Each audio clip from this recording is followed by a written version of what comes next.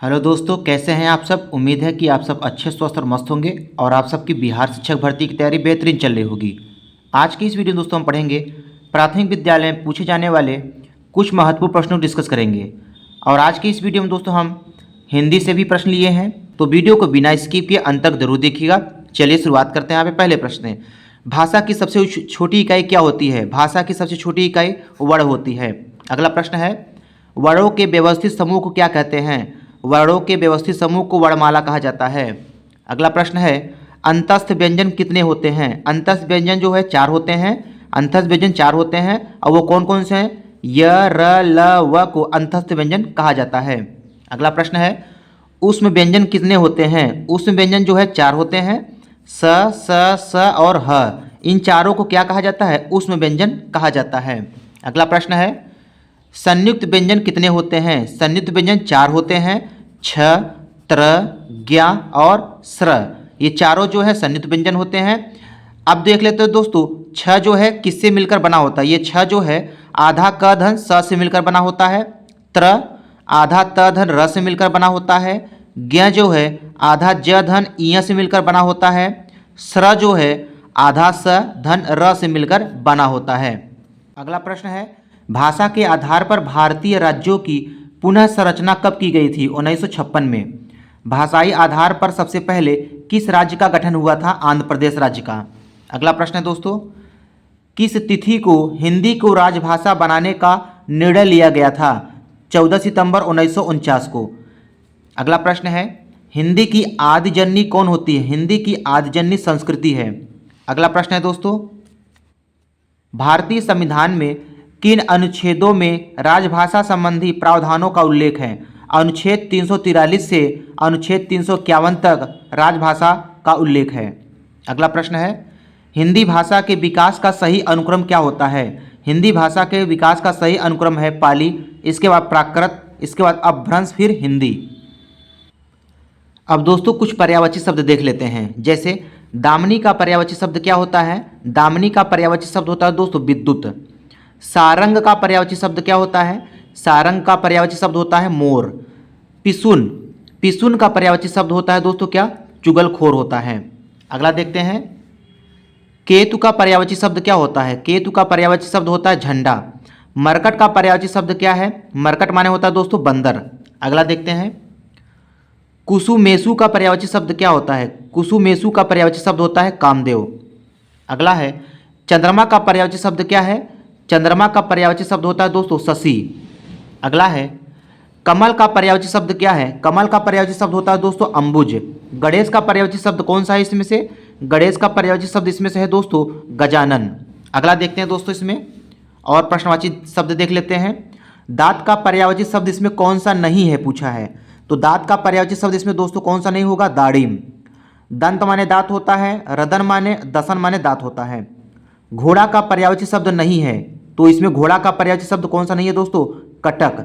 अश्व माने घोड़ा होता है माने घोड़ा होता है, घोटक माने घोड़ा होता है, जबकि कटक माने नहीं होता है। कमल का पर्यायवाची शब्द कौन नहीं है, तो कमल का पर्यायवाची शब्द दोस्तों इसमें रसाल नहीं है। रसाल का पर्यायवाची शब्द होता है आम।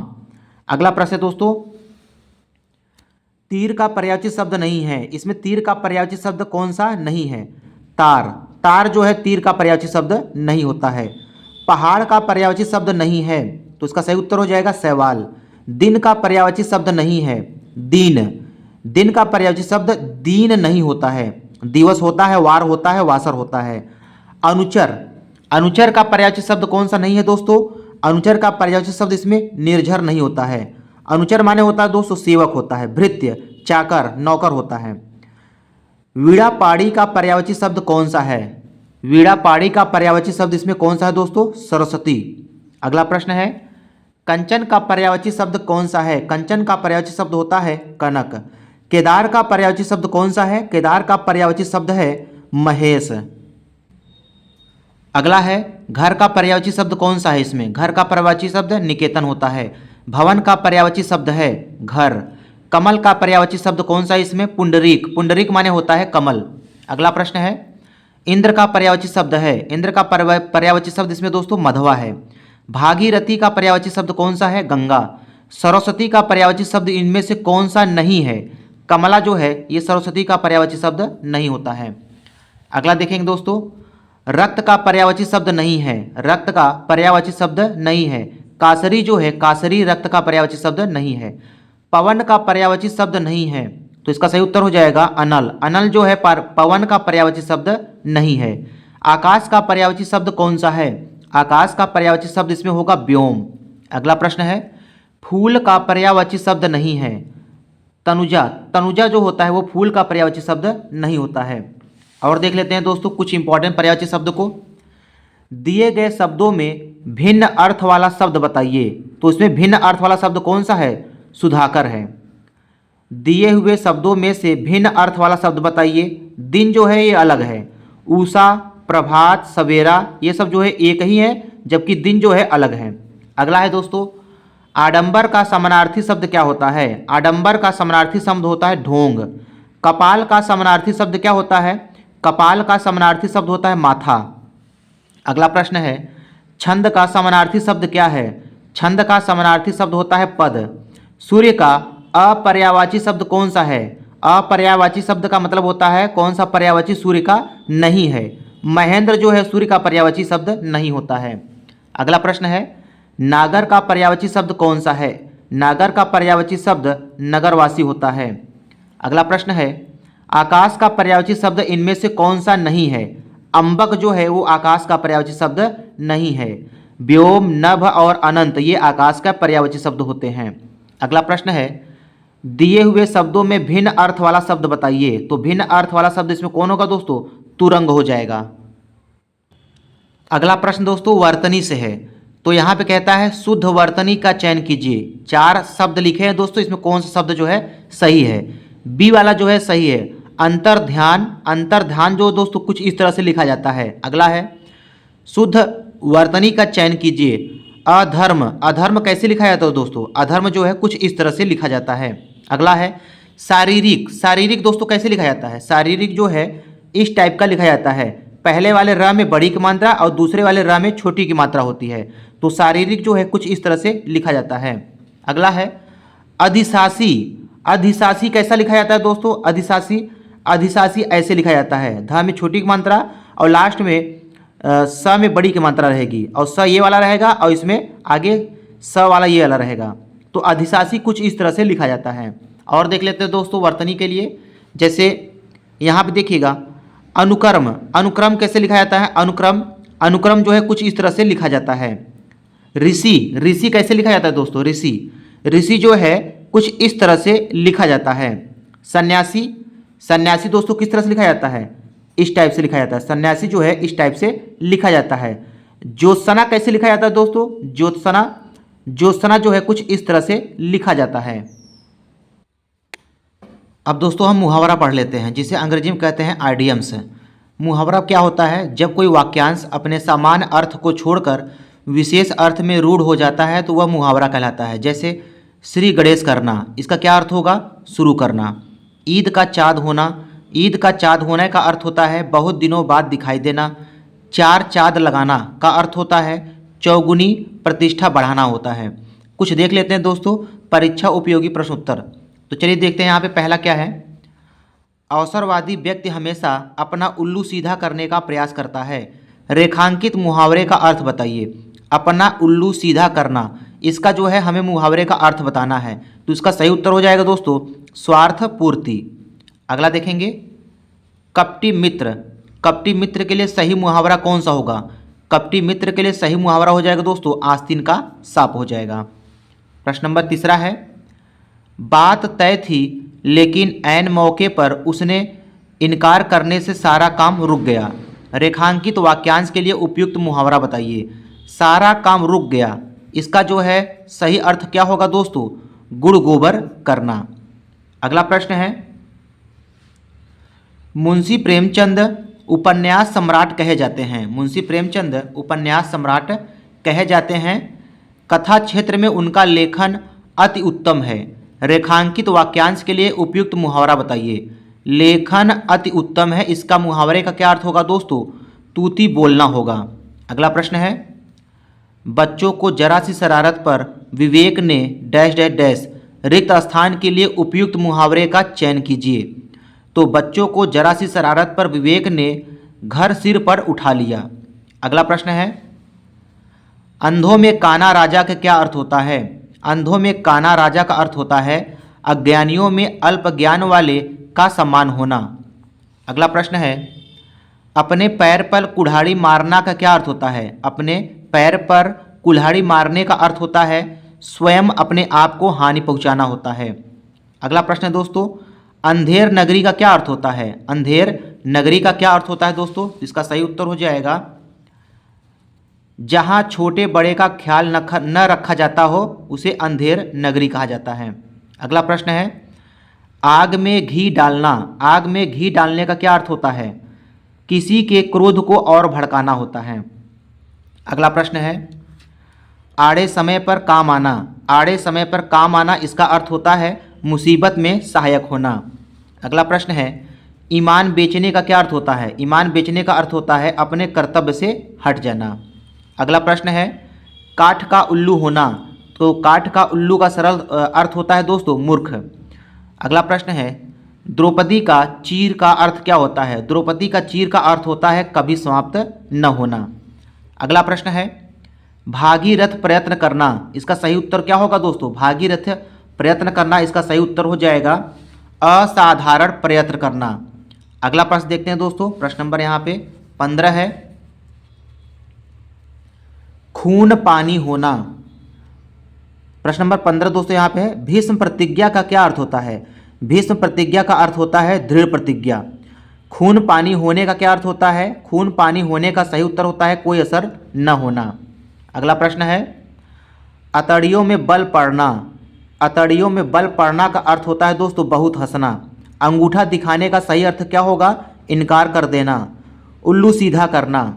उल्लू सीधा करना का सही अर्थ क्या होगा? अपना काम निकालना होता है। माथा ठनकना का क्या अर्थ होता है? माथा ठनकना का अर्थ होता है अनिष्ट की आशंका होना। अगला प्रश्न है दोस्तों, ठिकरा उठना। ठिकरा उठना का क्या अर्थ होगा? इसका सही उत्तर हो जाएगा दोस्तों किसी के सर झूठा दोष लगाना। उलट फेर होना। उलट फेर होना का अर्थ क्या होता है? परिवर्तन होना होता है। पेट में दाढ़ी होना का सही अर्थ क्या होगा? देखने में सीधा किंतु चालाक होना। अगला है, पापड़ बेलना। पापड़ बेलना का क्या अर्थ होता है दोस्तों? पापड़ बेलना का अर्थ होता है मुसीबत उठाना होता है। कान का कच्चा होना। कान का कच्चा होना इसका सही अर्थ होगा सुनी बात पर विश्वास कर लेना। अगला प्रश्न है, 19-20 होने का अर्थ क्या है? 19-20 होने का अर्थ होता है बहुत कम अंतर होना। पानी न मांगना। पानी न मांगना इसका सही अर्थ क्या हो जाएगा दोस्तों? तत्काल मर जाना। अगला प्रश्न देखेंगे, प्रश्न नंबर 28 है, कलेजा होना। कलेजा होना का सही अर्थ क्या होता है? हिम्मत होना। दांतों तले उंगली दबाना। दांतों तले उंगली दबाने का अर्थ होता है हैरान होना। आंखों पर चर्बी छाना। आंखों पर चर्बी छाना का अर्थ होता है दोस्तों अभिमान करना। अगला प्रश्न है, कूपमंडूक होना। कूपमंडूक होने का सही अर्थ होता है अत्यंत सीमित ज्ञान होना। अगला प्रश्न है, गुड़ गोबर करना। गुड़ गोबर करना इसका सही अर्थ हो जाएगा बनाया काम बिगाड़ देना। अगला प्रश्न है, न 3 न 13। न 3 न 13 में क्या अर्थ होता है? किसी काम का न होना। अगला देखते हैं दोस्तों उपसर्ग और प्रत्यय पर। उपसर्ग क्या होता है दोस्तों? उपसर्ग जो होता है वो किसी शब्द के पहले लगकर उस शब्द के अर्थ को बदल देता है। प्रत्यय क्या होता है? प्रत्यय जो होता है वो शब्द के बाद में लगकर उसके अर्थ को बदल देता है। जैसे उपसर्ग के कुछ उदाहरण हम देख लेते हैं। जैसे अपढ़ में, अपढ़ में उपसर्ग क्या होगा दोस्तों? अ होगा। अमोल में उपसर्ग क्या होगा? अ होगा। अगाध में उपसर्ग क्या होगा? अ होगा। इसी प्रकार से अनजान में, अनजान में उपसर्ग क्या होगा दोस्तों? अन होगा। अनमोल में उपसर्ग क्या है? अन है। अनपढ़ में उपसर्ग क्या है? अन है। और अनचाहा में अन है। अब दोस्तों पढ़ लेते हैं अनेक शब्दों के लिए एक शब्द। तो जैसे पहला है, जो सदा से चलता आ रहा हो उसे क्या कहेंगे? अनवरत कहेंगे। जो आगे की न सोचता हो उसे क्या कहेंगे? अदूरदर्शी कहेंगे। धरती और आकाश के बीच का स्थान क्या कहलाता है? अंतरिक्ष कहलाता है। जिस पर आक्रमण न किया गया हो उसे क्या कहेंगे? अनाक्रांत कहेंगे। जो जीता ना जा सके उसे अजेय कहेंगे। जिसके पास कुछ ना हो उसे अकिंचन कहेंगे। जो कानून के विरुद्ध हो उसे अवैध कहेंगे। जो समय पर ना हो उसे असामयिक कहेंगे। जो गिना ना जा सके अनगिनत कहलाता है। जिसके समान दूसरा ना हो अद्वितीय कहलाता है। जिसका खंडन न हो सके अकाट्य कहलाता है। जिसकी सीमा ना हो असीम कहलाता है। जो दिया ना जा सके उसे अदेय कहते हैं। जो मानव के योग्य ना हो अमानुषिक कहते हैं। जिसे अधिकार दिया गया हो अधिकृत कहलाता है। जारी किया गया आधिकारिक आदेश क्या कहलाता है? अध्यादेश कहलाता है। वर्षा का अभाव अनावृष्टि कहलाता है। जिस पर निर्णय न हुआ हो अनिर्णित कहलाता है। जिस पर अनुग्रह किया गया हो अनुग्रहित कहलाता है। जो हिसाब किताब की जांच करता हो अंकेक्षक कहलाता है। जिसकी परिभाषा देना संभव ना हो अपरिभाषित कहलाता है। सीमा का उल्लंघन करना अतिक्रमण कहलाता है। जो पहले कभी नहीं सुना गया अश्रुतपूर्व कहलाता है।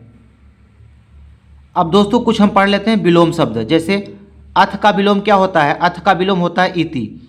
अभिज्ञ का विलोम शब्द क्या होता है? प्रज्ञ। कृतज्ञ का विलोम शब्द क्या होता है? कृतघ्न। अगला है संकीर्ण का विलोम क्या होता है? वितीर्ण। अगला है दोस्तों अनुरक्ति का विलोम शब्द क्या होता है? अनुरक्त का विलोम शब्द होता है विरक्ति। सापेक्ष का विलोम शब्द क्या होता है? निरपेक्ष। विग्रह का विलोम शब्द क्या होता है? संधि। आठवां है निम्नलिखित में से कौन सा विलोम शब्द जो है त्रुटिपूर्ण है? तो उन्नत जो है, उन्नत के सामने लिखा है अवगत, ये जो है त्रुटिपूर्ण है। नौवां देखेंगे यथार्थ का विलोम शब्द इसमें कौन सा है? यथार्थ का विलोम शब्द इसमें आदर्श होगा। साधु का विलोम शब्द कौन सा होता है? साधु का विलोम शब्द हो जाएगा दोस्तों, उत्तर इसमें डी वाला सही होगा, असाधु इसका सही उत्तर हो जाएगा। और कुछ देख लेते हैं इंपॉर्टेंट विलोम शब्द। जैसे विज्ञ का विलोम शब्द क्या होता है? अज्ञ होता है। आगामी का विलोम शब्द पश्चगामी होता है। ग्रस्त का विलोम शब्द मुक्त होता है। प्रधान का विलोम शब्द गौड़ होता है। महात्मा का विलोम शब्द दुरात्मा होता है। विशेष का विलोम शब्द सामान्य होता है। स्मरण का विलोम शब्द विस्मरण होता है। संधि का विलोम शब्द विग्रह होता है। सूक्ष्म का विलोम शब्द दीर्घ होता है। पंडित का विलोम शब्द मूर्ख होता है।